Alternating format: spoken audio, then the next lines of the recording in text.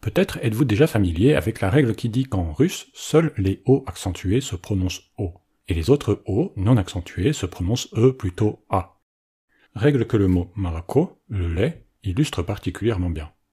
En biélorusse, les choses fonctionnent de la même façon, sauf que les O non accentués n'existent plus, ils se sont entièrement transformés en A, même dans l'orthographe.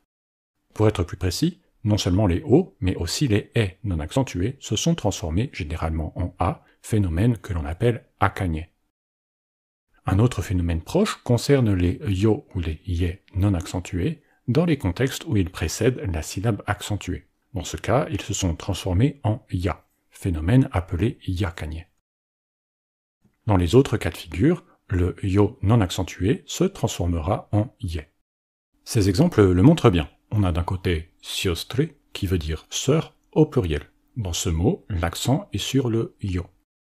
Mais dans la version du singulier, siestra, l'accent est sur le a final. Le yo d'origine, qui se trouve dans la syllabe précédente, est donc transformé en ya. Enfin, dans le mot siestrina, qui veut aussi dire sœur, l'accent est aussi sur le a final, mais le yo d'origine, lui, se trouve 2 syllabes avant. Il est donc transformé en ye. Toutes ces règles impliquent donc qu'en pratique, sauf exception, un mot biélorusse ne peut comporter qu'un seul o, yo ou e, et que ceux-ci sont forcément accentués.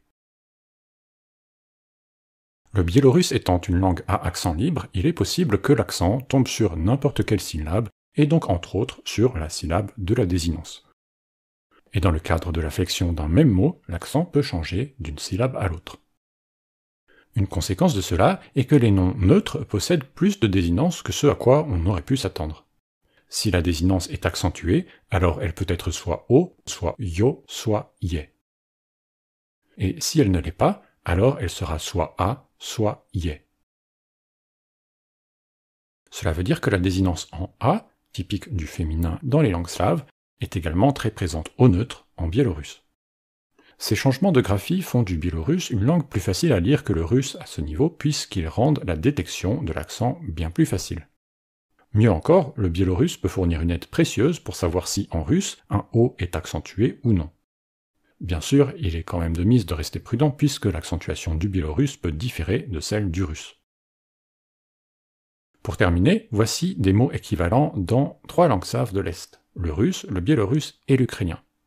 Ici, il y a plusieurs choses à garder en tête. Lorsque les mots existent dans les 3 langues avec la même racine, alors les O non accentués s'écrivent O en russe et en ukrainien, et ont été changés en A en biélorusse.